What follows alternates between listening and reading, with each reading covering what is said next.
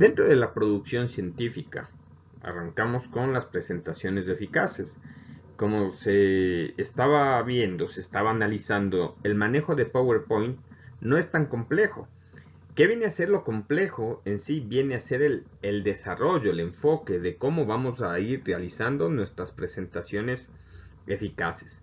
Cuando yo hablo de presentaciones eficaces, voy a hablar de un cúmulo de objetos que se pueden ir desarrollando, se pueden ir presentando para este tipo de circunstancias.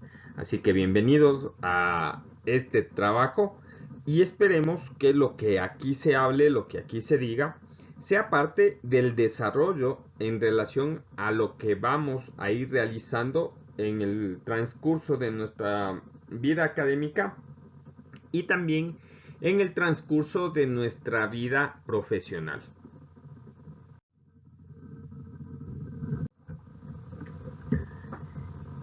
Para arrancar con este espacio, vamos a hablar acerca de la historia. ¿Pero de qué historia? La historia que yo quiero contar, la historia que requerimos o que necesitamos contar. Para eso se utiliza un gestor de presentaciones, para eso utilizamos una aplicación en este momento como el PowerPoint. ¿Por qué? Porque debemos basarnos en una historia. ¿Qué historia? Es lo que yo voy a exponer, es lo que yo voy a contar. Posiblemente dentro del proceso que se realice, me voy a demorar más tiempo del que comúnmente uno se demora en una disertación a nivel público, a nivel privado, a nivel de un evento académico, a nivel de un evento en una reunión. ¿Sí? ¿Por qué motivo referirnos a una historia? En primera instancia, debemos basarnos en que toda historia tiene un inicio. Para nosotros viene a ser una introducción. Si yo estoy enmarcado dentro de un documento académico científico como un artículo, posiblemente voy a tener ahí la introducción, la metodología, los resultados y por último las conclusiones y recomendaciones. Si yo voy a exponer acerca de ese artículo científico, mi inicio va a ser la introducción. ¿Qué nomás se refiere a la parte de inicio? ¿A qué debo hacer referencia en la parte de la introducción? En primera instancia, el empezar a acercarnos a mi objetivo fundamental de esta historia. ¿Sí? ¿Y cuál va a ser ese objetivo fundamental? Justamente el objetivo general. Y de este objetivo general tenemos objetivos específicos. Hay que recordar que estos objetivos son los que me van a llevar el hilo conductor de lo que yo quiero demostrar, de lo que yo quiero hablar, de lo que yo voy a desarrollar. En algunos casos, los objetivos no son explícitos, no son objetivos que se encuentran escritos, que tengo que hacer. Tengo que irlos mostrando poco a poco, así no estén escritos, pero deben darse a notar cuál va a ser la característica como tal. ¿Por qué motivo hablar de la historia? Porque la historia es una línea cronológica y eso es lo que nosotros vamos a desarrollar acá. Entonces, ese va a ser nuestra primera instancia. Todo lo que me ayude a fortalecer o a dejar los cimientos en relación a lo que voy a realizar. Y esto tiene que ver también con los objetivos. Luego de eso vamos a tener el desarrollo. Y en el desarrollo, si seguimos con la analogía o con la base fundamental de un artículo científico, va a ser la metodología y los resultados. Para la parte metodológica, yo debo tener un buen aspecto teórico, un buen marco teórico, unas muy buenas definiciones y todo lo que yo necesito hablar dentro de este proceso. Al final, cuando hablamos de metodología y de resultados, estamos estableciendo la línea, el camino conductor de lo que me dijo o me dijeron mis objetivos. Yo no puedo salirme de ese enfoque.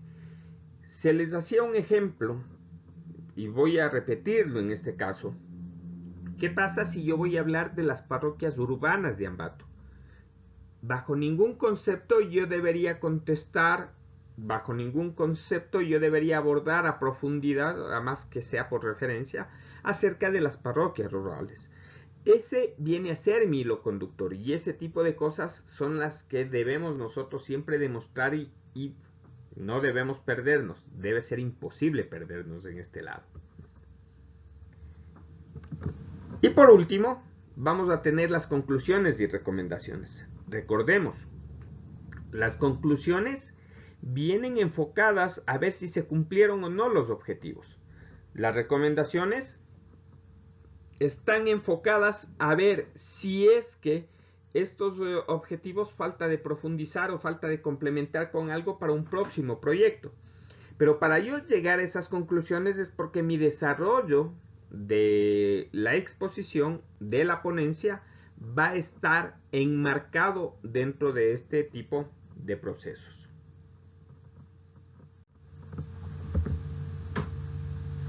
Bien, el tiempo.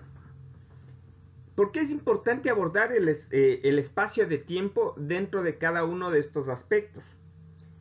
Por lo general a mí me entregan un tiempo para empezar a desarrollar, para empezar a enfocar, para empezar a trabajar, para empezar a concluir. Y ese tiempo es un lapso, por lo general dado en minutos, en los que yo debo abordar todo. El ejemplo de lo que estamos haciendo en este momento no está dado en base a ese tiempo.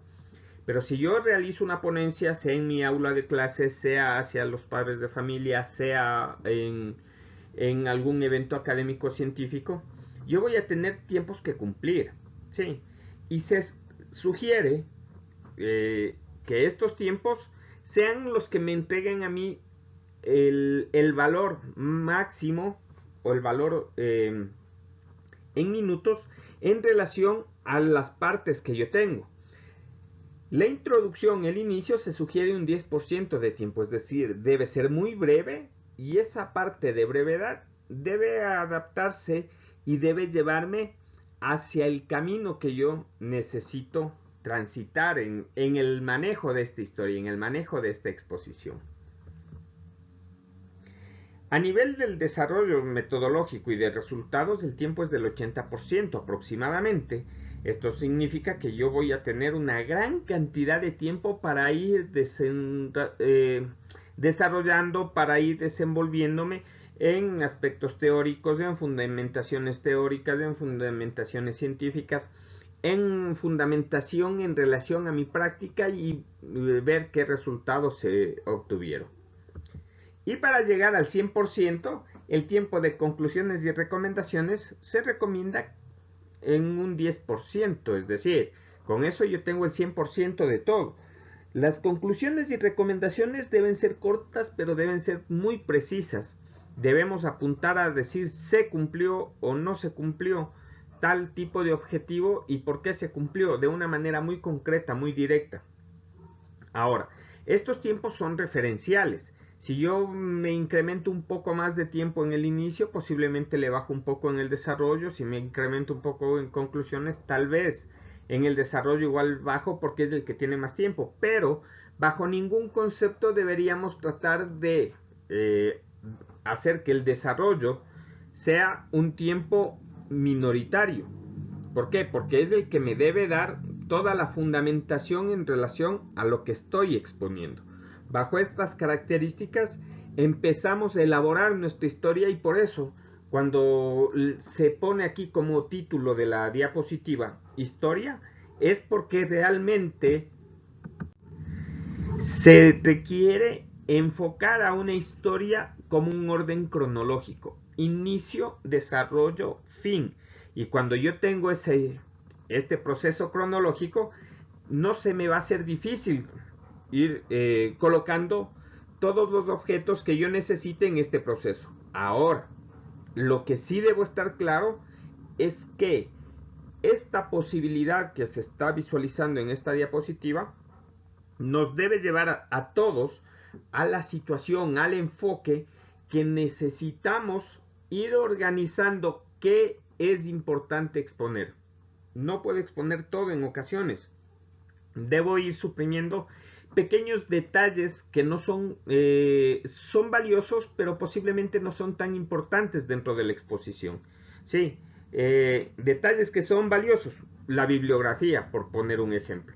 es muy valiosa, pero no va dentro de la exposición. Posiblemente en el documento, no posiblemente, sería exigencia, es de exigencia, que en el documento exista la diapositiva de bibliografía, pero no vamos a exponer esta bibliografía como tal. Entonces, son esos detalles los que yo debo empezar a valorar dentro de todo el proceso para armar mi historia y decir, esto es lo que voy a exponer al público como tal. Continuamos y vamos a hablar en estos momentos acerca de los estándares. Y para enfocarnos dentro de la palabra estándar, en muchos de los casos hablamos de normas, normativas, que es un estándar, las normas APA, que tal vez son las más conocidas para ustedes. ¿Qué es un estándar? Una hoja de papel bond A4, que es un estándar que nosotros manejamos. Entonces, un estándar debemos entenderle a algo, algún objeto, a algún tipo de documentación o cualquier recurso que nosotros tengamos que va a cumplir normas y que todo el mundo va a establecer a estas normas como fiel cumplimiento. Son tratados que nosotros tenemos para ir desarrollando de buena manera y que mi documento sirva aquí en el Instituto Superior Tecnológico Tungurahua y también pueda servir en otro instituto y a su vez pueda servir en otra institución y pueda servir posiblemente en otro lado del mundo. Ya.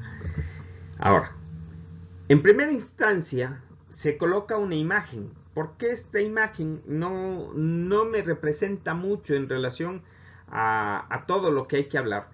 Pero sí me representa bastante porque yo voy a tener cantidad de colores, voy a tener textos, voy a tener imágenes, voy a tener un sinnúmero de objetos dentro de mi diapositiva y dentro de toda mi presentación.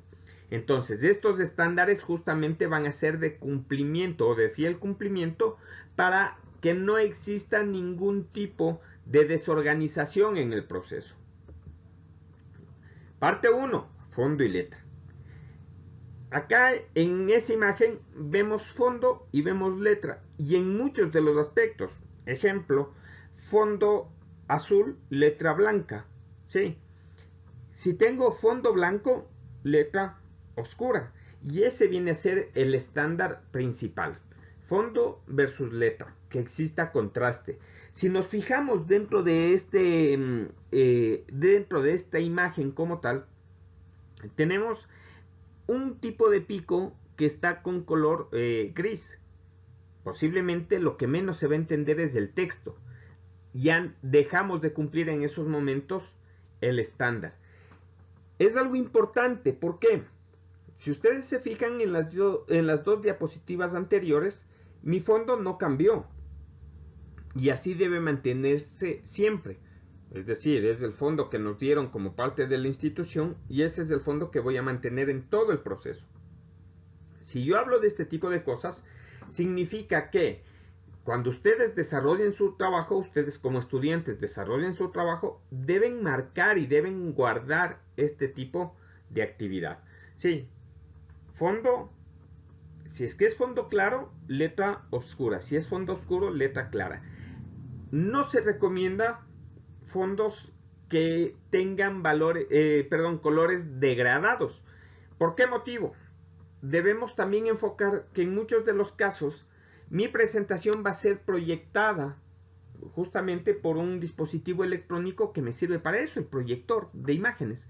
Y ese proyector no tiene, o posiblemente no tiene, no guarda la característica de que me sirve como una pantalla normal, es decir, no tiene toda la cantidad de colores que comúnmente yo tengo en mi computador.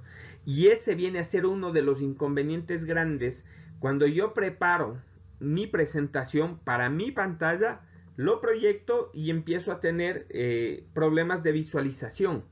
Debemos enfocarnos en qué tipo de auditorio, ya lo vamos a topar a futuro este tipo de cosas, pero ese es uno de los aspectos importantes.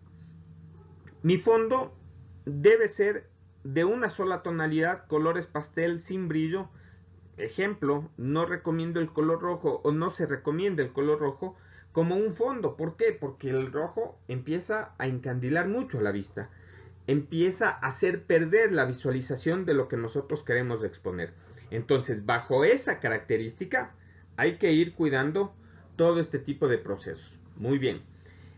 Otro de los aspectos a nivel de fondo y letra, debo enfocarme cómo va a ser mi auditorio y quién va a estar sentado al último del auditorio. La persona que esté en la última parte va a ser la persona que debe visualizar de manera correcta lo que yo estoy exponiendo. Por ese motivo también la letra debe ser en lo posible sin curvas, no debe tener nada de gótico, porque las letras de tipo gótico me empiezan a marcar cierto tipo de sombras, y eso al finalizar, al fin del auditorio, va a generar confusión. Deben ser letras, se sugiere, tipo serifa, sí, sin curvas. Este ejemplo que se les pone es para determinar de que esta normativa, este estándar, no debe variar en ningún concepto. Lo que sí puede variar es el tamaño, y ya vamos a hablar de ese tipo de cosas. Sí. Colores. ¿Qué colores debo utilizar? Ya. Se recomienda utilizar colores que estén enfocados hacia mi imagen institucional, en este caso hacia el instituto. Si yo voy a presentar esto en otra organización, entonces con colores de otra organización. Pero si los colores de la organización son muy variados, si los colores de la organización van a no cumplir con esto de colores pastel o algo que se refiera a lo mismo, entonces hacemos la fácil. Letra color negro en caso de que el fondo sea blanco. ¿Sí? Y si el fondo es negro, letra color blanco. Y con eso nos vamos evitando inconvenientes. Bajo ningún concepto debo empezar a modificar los colores de manera aleatoria y de una forma indiscriminada. Y eso es importante, por eso en su momento inicial vimos acerca de los patrones. ¿Por qué? Porque yo ya le empiezo a dar cierto tipo de característica a mi título, cierto tipo de característica al cuerpo del documento, y con eso me evito ir cambiando en diapositiva por diapositiva. Eso se maneja en todo lado y ese es un estándar. Sí, van a existir pequeños detalles en algún momento que ustedes necesiten obligatoriamente utilizar otro tipo de color. Esa de ahí viene a ser la excepción de la regla. Entonces es importante que vayamos manejando los estándares. Si ustedes se fijan, en esta parte, ¿sí?, tenemos fondos blancos y también tenemos unos fondos algo cardenillos, algo azules. ¿Estaríamos cumpliendo el estándar con este principio? No. Son cosas importantes que hay que ir analizando. La tipografía, lo que les decía. Letras que sean muy legibles desde lo lejos. Me refiero a ya tipos nombrados. Times New Roman, Arial, Courier, creo que son las más utilizadas. Tal vez últimamente la Calibri, pero son de ese tipo de letras que nosotros no vamos a cambiar. Y mientras menos atributos le empecemos a dar a nuestro texto de cuerpo, va a ser mucho mejor. ¿Por qué? Porque eso se va a visualizar. Si nosotros le empezamos a dar sombra, le empezamos a dar negrita, cursiva, y es un auditorio algo amplio, este tipo de cosas nos puede llegar a confundir. Adicionalmente, se va a hablar acerca del tamaño. ¿Por qué motivo acerca del tamaño? Porque el tamaño de la letra es importante. Se sugiere que el título tenga 40 puntos y se sugiere que las letras del cuerpo tengan como mínimo 24 puntos. Y eso nos lleva a nosotros a que tengamos un máximo de 6 palabras por línea. 7 líneas como máximo por diapositiva. Y con eso cumplimos. Pero cuando yo hablo de 7 líneas, estoy hablando en este sentido, con viñetas. Sí, no párrafos completos. Cuando se desarrolla una presentación, palabras claves. Y es por eso importante que estas palabras claves tengan los tamaños adecuados. En muchos de los casos se sugiere que utilicemos gráficos. ¿Sí? Los efectos, tenemos efectos de animación, tenemos efectos de transición de diapositivas y todo eso es importante manejar. Pero debemos entender que los efectos deben ser similares en todos los casos. Con eso, mi público, mi auditorio, lo que menos va a estar interesado es en el trabajo propio, en el trabajo de qué efecto viene a continuación. Y por eso, cuando yo desarrollo algo, también me empiezo a romperme la cabeza si yo utilizo gran cantidad de tipos de efecto. Puedo utilizar un solo tipo y puedo tener las variantes respectivas en relación a este tipo de efectos. Por último, nos referimos a los objetos. ¿Por qué? Al objeto le puedo conocer como texto, le puedo conocer como gráfico, como imagen, como algún otro tipo de inserción que yo pueda hacerle, audios, ¿sí? Videos. Y todo eso debe llevarme a que mi diapositiva, esta diapositiva, debe hablar de una sola idea. En mi caso, estándares. Cuando yo utilizo gran cantidad de objetos, posiblemente voy a complementar 2 ideas por diapositiva. No es lo adecuado. Necesito una idea por diapositiva. Y si mi diapositiva va a ser muy grande, es decir, voy a tener demasiados ítems, se sugiere que se le divida en 2 diapositivas. Por eso, cuando hablo de introducción, posiblemente 1 o 2 diapositivas dentro de todo lo que es el proceso de introducción. Cuando hablo de desarrollo, sí van a incrementarse, posiblemente unas 6, 7, 8, dependiendo del tiempo que tengamos. Y cuando hablo de conclusiones, una para conclusiones, y de recomendaciones, una para recomendaciones. Con eso, mi cantidad de objetos a utilizar van a ser los justos y necesarios. Algo que sí se requiere hablar en estos casos es que la parte de objetos sean adecuados hacia la parte de la idea que estoy desarrollando. Y eso significa que dentro de todo el proceso hay que hacer una selección, una búsqueda y selección. No es la primera imagen que me aparece la primera que voy a colocar.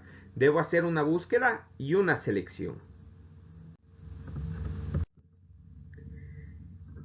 ¿Qué voy a tener como características de una presentación? Ya hablamos de lo que es visual.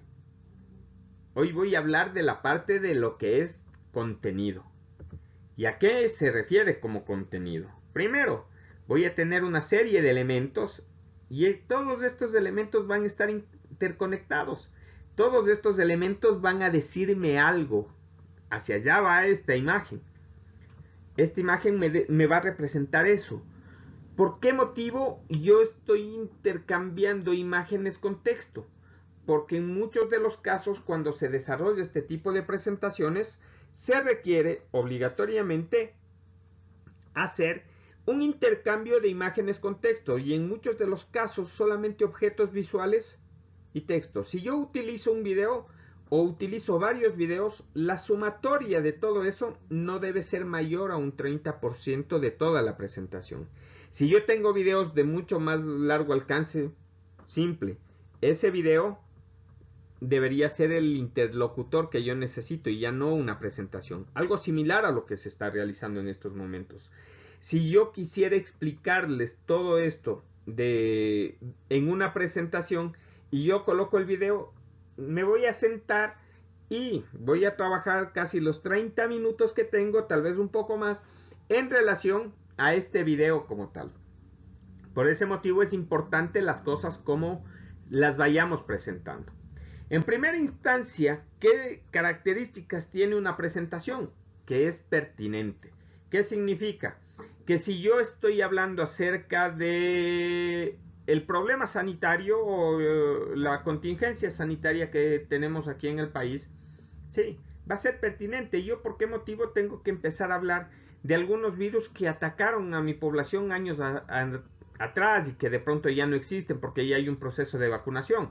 Tal vez como una forma de introducción puede ser pertinente, pero yo no debo basarme en eso dentro de la crisis sanitaria actual. Nuestra crisis sanitaria en estos momentos se llama COVID-19 y bajo ese argumento es del que debo hablar. Si yo voy a hablar del desarrollo de los niños, entonces simple. Yo puedo hablar de una evolución en relación al cuidado, en relación a todo el proceso que tenemos con los niños, y eso significaría que esa evolución viene a ser la introducción. Pero yo tengo que hablar de los momentos actuales, donde que posiblemente los padres tienen menos tiempo, donde que posiblemente tenemos más tecnologías para que los padres puedan ver algo más. Posiblemente a los niños les damos algo de tecnología y eso también nos viene a complicar el desarrollo. Eso es lo que yo debo hablar dentro de esta fase.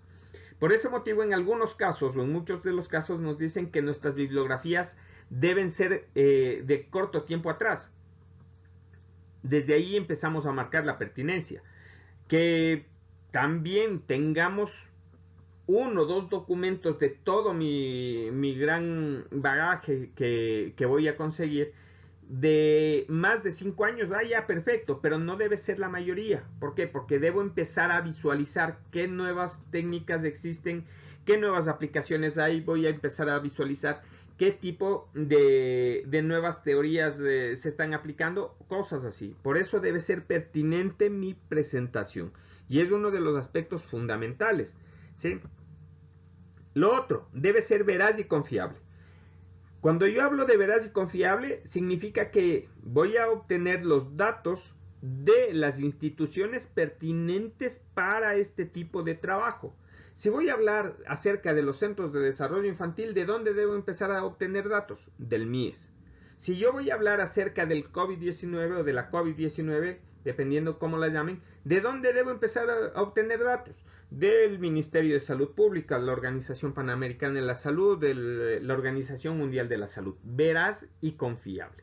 Sí, si yo voy a una fuente que no está registrada o es una fuente que no tiene su validación, posiblemente esa confiabilidad se me va perdiendo y automáticamente mi investigación, mi presentación, mi disertación empieza a carecer de un sustento como tal. Es importante que nosotros empecemos a entender este tipo de cosas en torno a un gran contexto y a un gran constructo que necesitamos desarrollar, que todo está enfocado hacia la base académica científica. Sí, ¿se recuerdan de la imagen? Que todo va interrelacionado. Claro, es pertinente, pero a la vez es veraz, a la vez es confiable. Entonces empezamos a tener esta interlocución. Es lógica y ordenada. ¿Cuál es el orden? Introducción, desarrollo, conclusiones. Y ese es el orden que siempre debemos empezar manteniendo y es el que debemos continuar manteniendo. Yo no puedo hacer la introducción del tema cuando ya esté en la mitad del mismo. No, debe ser al inicio. Yo no puedo dar las conclusiones en la mitad del tema o cuando ya me aparece el primer resultado. ¿Por qué? Porque voy haciendo una pérdida de confianza de lo confiable dentro de mi disertación. Lógica y ordenada. Y de la misma manera, si ustedes se fijan, al momento que se va enlistando estas características, tienen un orden. ¿Y por qué tienen ese orden? Porque lo primero debe ser pertinente. Pero para ser pertinente debe ser veraz y confiable. Pero para que se muestre confiable, para que se muestre verídica, necesito que sea lógica y ordenada. Entonces estoy teniendo un orden dentro de esto. Sí. Y adicionalmente esto debe ser clara y precisa. Recuerden, tenemos tiempos ajustados para el desarrollo de este tipo de presentaciones.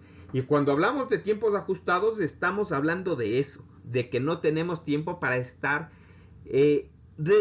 redundando en información como tal. Debo ser claro, debe ser preciso, debo tener las palabras justas y adecuadas para enfocar lo que estoy desarrollando. Si carezco de una de estas características, valga la similitud, ¿sí? Automáticamente estoy perdiendo una de las mismas. Si no es clara y precisa, posiblemente no le hago ver ni veraz ni confiable. Si no es lógica y ordenada, automáticamente ya no va a ser clara y precisa. Entonces son situaciones de esas las que debemos enmarcar. Bien, vamos a hablar de la persona que necesitamos en estos momentos que sea el importante dentro del proceso. Una buena presentación nos puede ayudar, pero si no complementamos esta buena presentación con una buena oratoria, simple, no funciona. Vamos a hablar del orador, el disertador, el conferencista, la persona que va a exponer el tema como tal. Esta persona va a tener que ir manejando algunos aspectos importantes. ¿Cuáles son esos aspectos? En primera instancia, conocimiento del tema. ¿Cómo conozco el tema? Leyendo bastante, investigando bien, teniendo diferentes fuentes que me permitan el comprobar, el contrarrestar, el contradecir los aspectos que yo estoy exponiendo. Recuerden, dentro de mi auditorio puede existir alguien que conozca del tema y ese conocimiento del tema de esta persona puede hacer que yo empiece a trastabillar dentro del proceso. ¿Qué más podemos hacer? Podemos enfocar que mientras más voy leyendo, más voy conociendo, más voy investigando, posiblemente más voy aplicando, voy a generar o voy a empezar a ser un experto del tema. Y esa parte es la que nos conviene a todos porque eso es lo que más puedo empezar a defender. ¿Y cómo empiezo a defender? Con conocimiento, porque si no conozco, me quedo callado. En la primera pregunta que me haga alguien del público, si es que es un aula de clase, la primera pregunta del docente posiblemente hace que nosotros empecemos a quedarnos callados. Y eso no está bien, no es correcto. Por ese motivo, nosotros necesitamos enfocar que este tipo de trabajos requieren, se establecen como una fuente de empezar a profundizar temas y empezar a generar redes de conocimiento. Luego de eso, la facilidad de palabra. Esto de acá ustedes también como parte del desarrollo integral infantil saben que si a un niño le dan confianza desde pequeño es un niño que va a hablar y va a hablar bien. Pero también sabemos que si no nos dan esa confianza posiblemente va a ser muy difícil empezar a hacer esta interlocución. Ahora, ¿cómo yo voy ganando esta parte de facilidad de palabra? Uno de los ejercicios básicos y que podemos hacerlo todos es empezar a trabajar con una disertación frente a un espejo. Y con eso veo cómo vocalizo, estoy viendo cuáles son mis tics que por ahí pueden aparecer. Me va a dar mayor seguridad dentro del proceso. Es un ejercicio de muchos que podemos hacer. Otro de los que sí vamos a ir desarrollando es que nosotros como docentes, nosotros como institución, vamos a empezar a empujar de a poco para que ustedes también desarrollen este tipo de destreza. Esto es de trabajo, por si acaso, no es cuestión solamente de decir, me compliqué, ahora me va a pedir que desarrolle tal cosa. Bien, luego de eso, algo muy importante, necesito saber cuál viene a ser o cuál va a ser la forma del foro, del teatro, de la sala donde voy a hacer mi disertación. Y por eso es una recomendación que cuando ustedes vayan a un sitio que no lo conocen y que van a dar ahí su exposición, siempre lleguen antes. ¿Para qué? Para que vayan observando cuáles son los puntos de referencia, cómo va a estar ubicado el atril posiblemente, cómo va a estar ubicado el escenario, si es que es otro de los casos, si voy a estar a la misma altura que las personas que me escuchan, si voy a estar abajo de las personas que me escuchan, si voy a estar en la parte alta de las personas que me escuchan. Es importante esto. ¿Por qué va a ser importante? Porque esto me va a ayudar a mí a darme también una posición estratégica, dónde va a estar la proyección y cómo yo debo empezar a ubicarme.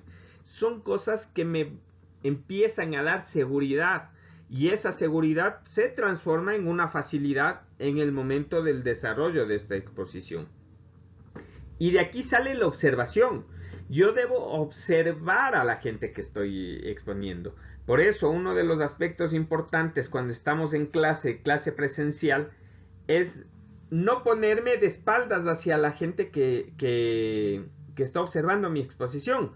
Por eso, dentro del proceso se recomienda, y más que se recomienda, se exige que no se lea la presentación como tal, sino que vayamos solamente teniendo cierto tipo de apuntes y yo me refiero con mi vista, yo me dirijo con mi vista y con mi expresión hacia el público como tal.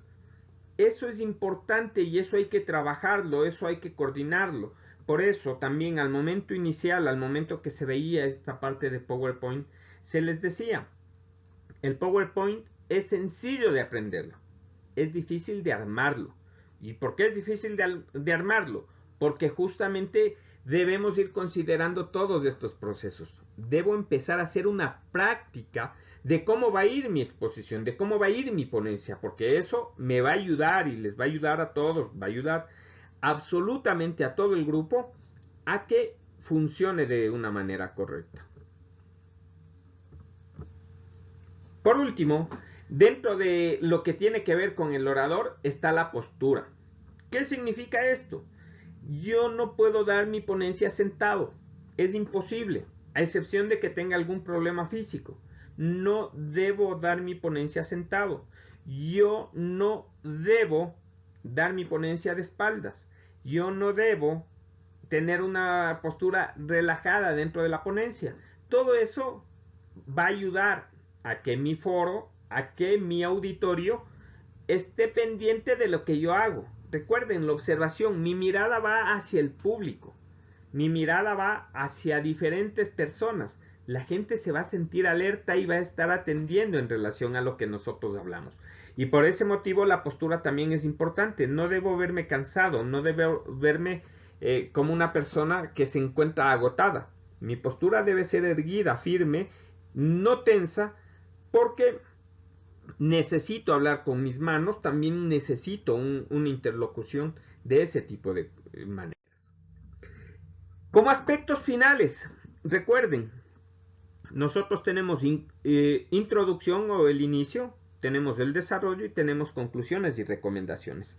Yo no le puse conclusiones, le puse aspectos finales. Entonces, mis conclusiones pueden tener también otro tipo de nombre, pero ese tipo de nombre siempre va a distinguir si cumplimos o no cumplimos con los objetivos. En primera instancia, una de las cosas importantes, yo no planteé los objetivos, espero que se hayan visto a lo largo de esta ponencia, que una buena ayuda a memoria, es decir, el utilizar el gestor de presentaciones, no es todo lo que se necesita. Se necesita de un buen orador, de un buen disertador, de un buen conferencista. Sí, una buena ayuda a memoria no nos sirve. Solamente eso no nos sirve.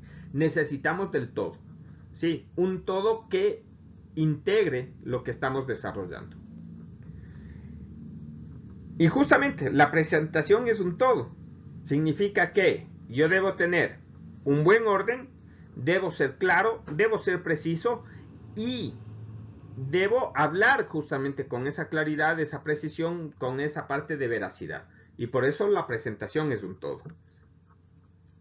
Y por último, que la aplicación de este tipo de sugerencias deben ser constantes, no solamente cuando el profesor lo diga, no solamente cuando nosotros tengamos que trabajar con el profesor Alex Valareso, debe ser constante. Si voy a tener la exposición con el profesor A, con la profesora B, con la profesora C, el profesor D, ¿sí? Automáticamente yo debo saber que debo ir aplicando este tipo de conceptos, ¿ya? Y justamente para desarrollar esto, vamos también a plantearnos un ejercicio. Ese ejercicio les paso luego por su grupo de WhatsApp. Les agradezco mucho por la atención prestada. Les agradezco que revisen este video.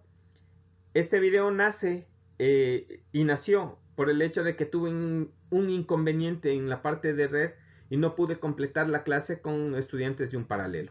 Por ese motivo, de los dos paralelos se desarrolla la misma actividad. Recuerden, vamos a trabajar en ser buenos oradores. Necesitamos empezar a generar y a ganar conocimiento, ganar y generar confianza. Necesitamos ganar y generar el aspecto importante de este proceso, que significa desarrollo de presentaciones como un recurso didáctico, no tanto para el trabajo con niños, sino más para un trabajo con padres de familia, para un trabajo con pares, es decir, con estudiantes, un trabajo con pares si es que yo soy conferencista, un trabajo con pares si es que yo estoy hablando de personas dentro de la institución. Y también necesito un trabajo con otros entes en el caso de que yo pueda dar algún tipo de charla en relación a algún espacio que me lo dé algún ministerio, algún gobierno autónomo, y esto nos debe ayudar a crecer dentro de todo el proceso. Éxitos en sus acciones.